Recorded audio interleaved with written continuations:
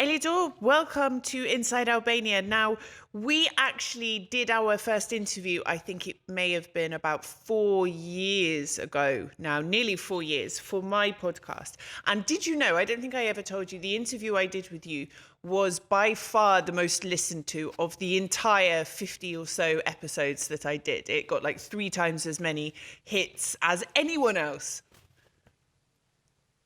I did not know that. That's very good to hear, and it's always a pleasure to talk to you. So I thought, okay, now I have sort of a real life podcast rather than one sort of out of my living room. I thought it might be good to get you back and chat about some things. Now, obviously, I know who you are. I've interviewed you before, but for those who are watching and listening and may not know, could you give me a bit of information about your background? I mean, you're in the States now, you are Albanian, you're a successful professor and author. Where did you start? How did you get where you are now? I teach modern European history here in New York City. I am based at the City University of New York. I have spent now most of my life in the United States. I left Albania. I was not even 18 yet. This was 1999. And so I've basically done all of my training. I went to college here. I went to graduate school here. I got a PhD. And now for over a decade, I teach, I advise, and I am involved in lots of sort of Albanian-related activities, academic or non-academic, here in the New York City area. When I left, and Alice, you certainly know about this, but when I left Albania, the year 1999 was quite the year. And it was just 2 years after this incredible turmoil. The country was pretty much broken.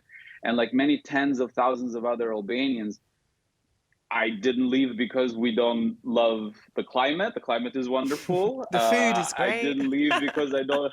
The food is phenomenal. The beaches are magnificent. The mountains are glorious, and the people are great. So we left because the country was broken and we didn't see a future. We were very young. I left completely by myself, so I didn't have the family to support me here.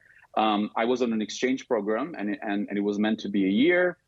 But things happen, and so I figured out that there was an opportunity here for a different kind of future, and so I am now finally an American citizen. In fact, in just a couple of weeks, I'm going to vote for the first time in U.S. elections as an American citizen. I've got my ballot information right here that they send you as a voter, as a potential voter. So they explain exactly where you need to go, how you're supposed to vote. They sent you a voting guide. And because I left so young and I've been in the United States for most of my life, I've only voted in Albania once. So I've only managed to be there during an election time one time. And so that's kind of the extent of my political engagement in the 2 countries of which I'm a citizen of. You know, I am hoping that I will be able to vote in the 2025 elections here because I've applied for citizenship. They're taking their sweet time about it in terms of the process, but maybe I will be able to vote. Or maybe that's why they're taking their time, because they don't want me to vote. I haven't figured it out yet. It could be. But will you be eligible to vote in the Albanian elections next year with the dual citizenship? Will you, if they do the diaspora voting, if they get around the various obstacles to do with that, are you still eligible to vote? I think so. I am a citizen. I have been a citizen of my life. I have sort of all my paperwork is in order as an Albanian citizen. Now, it's a little bit of an open-ended question, right? Because even as we speak, just this week, there has been some discussion, some debate, some uncertainty about exactly how that process is going to be instituted. I showed the American ballot just to kind of give our viewers a sense of how much planning it takes ahead of time to get people to vote, right? Because, and so Albania is already a little bit late. Yes. I know it doesn't seem that way because the election seems so far away, but this is a level of coordination and planning. And the latest that I hear is that it'll be some sort of electronic registration. You need to kind of do it at least 2 months ahead of the election day. But, you know, as we all know, I've had issues with those online services. A lot of them are actually currently not working at Yeah, all. yeah. And so how is this going to work out? Yes. How logistically it's going to be put in place? These are very much kind of remaining open-ended questions. I, We're hopeful, but yeah. we're also cautious. I find in Albania, when it comes to organising events or confirming and doing, everything is very last minute. I organised an event with the BBC here a couple of weeks ago, and they were freaking out because no one had registered up until the week before. And I was like, it's fine. They'll register the evening of the event. Don't worry. But I don't think this last minute sort of thing can be applied when it comes to coordinating diaspora voting on a global scale. Yeah, it works. It works for parties, I think, a little bit better for sort of social gatherings. Unfortunately, when applied, and especially given sort of the Albanian diaspora is not concentrated in any one No. even here in the United States. It's spread out. It's in so many different parts of the world. Not everybody has that proximity to the consulates and the embassies. So tricky, a big challenge ahead.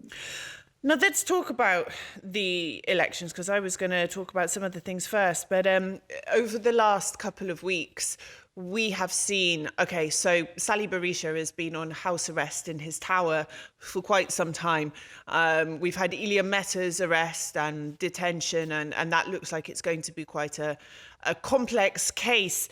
But this is two opposition leaders that are potentially going to be in detention or convicted or in prison at the time of the next elections. I mean, it's 6 months away. The Albanian courts are not known for being particularly fast. And I'm sure it's not deliberate, but what do you think this means for voters? I mean, we have Luzlin Basha still in the opposition, who's probably either very happy or terrified. I'm not quite sure.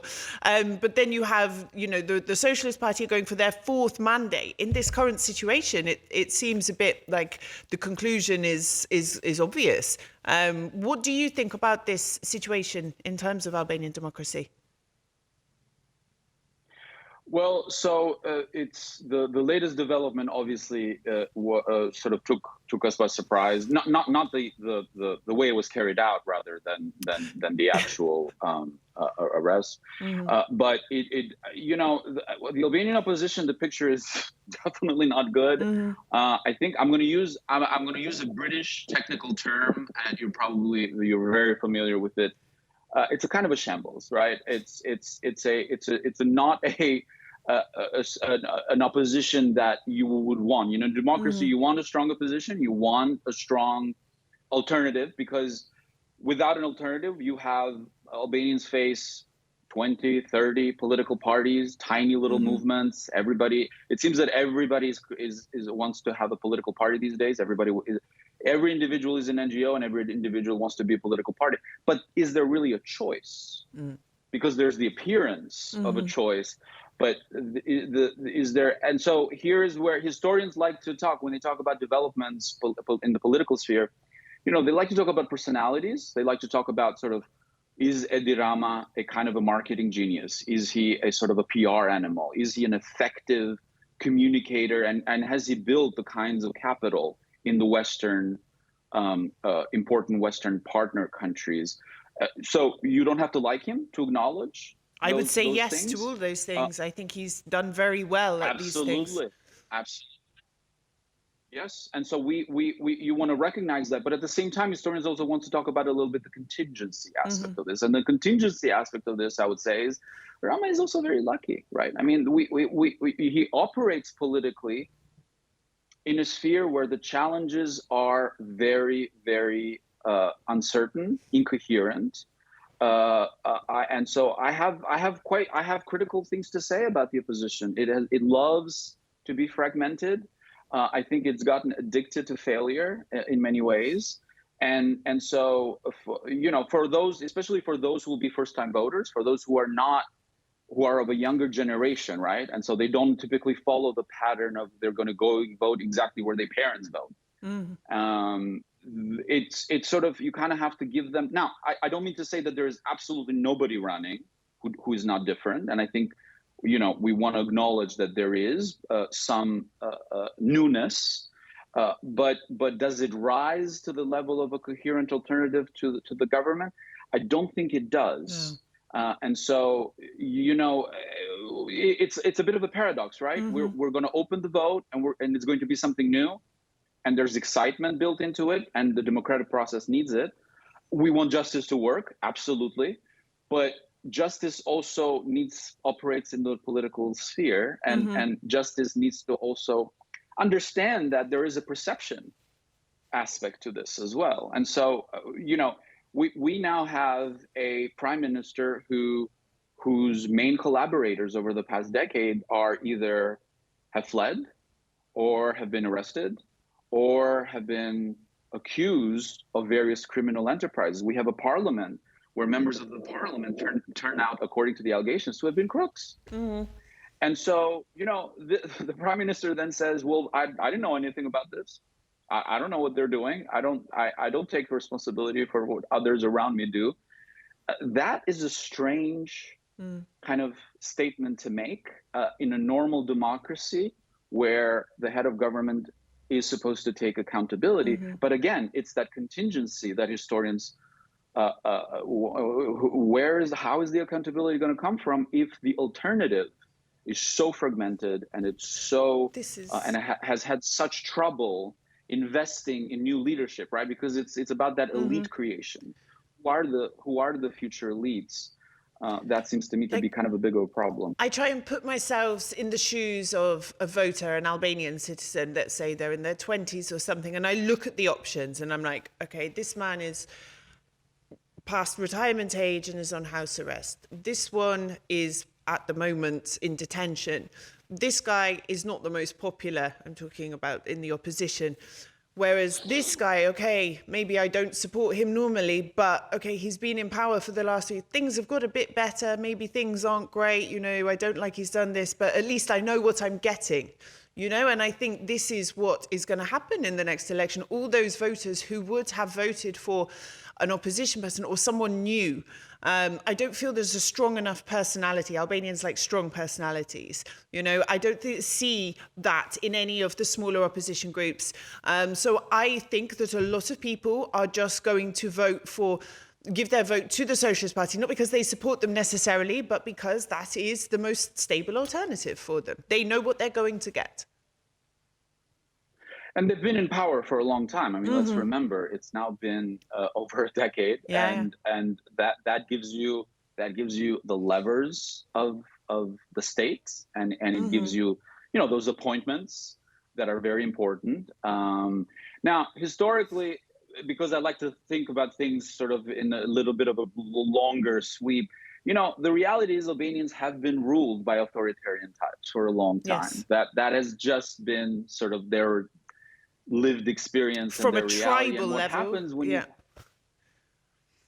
all the way. And obviously we got to be careful, right? Because there's a one-party state and it operated very differently. Post-communist politics operates differently. But we have had authoritarian types even over the last 30 years. And so I think what happens when you had that be a pattern, you develop a bit of a conspiratorial mindset. It's totally understandable. It's a way of survival, right? And so that conspiratorial mindset, sort of seeing always kind of the shady side of the political system and the backroom deals and the sort of the deals that are made outside of the public sphere, right? And then they're just announced to the people as done deals.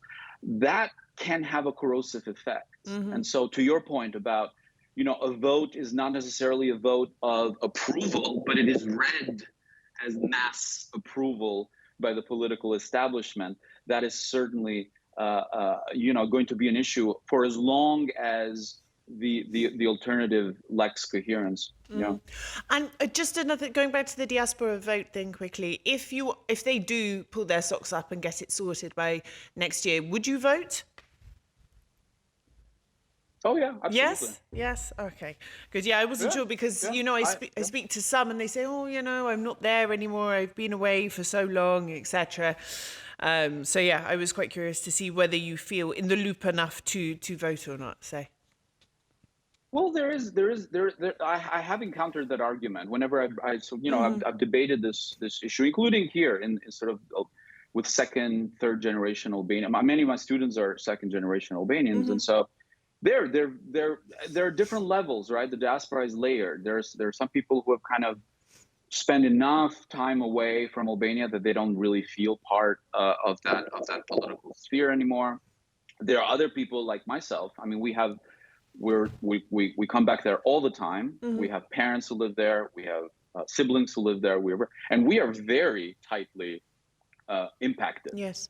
By the issue of pensions, by the issue of taxes, by the issue of the healthcare system, right? Because when you have aging parents, you're very much concerned with the state, the absolute mess that is the healthcare system in Albania. So we feel those. And also the other thing that everybody sort of talks about, the economic impact that immigrants have. The Albanian diaspora sends a lot of money back home.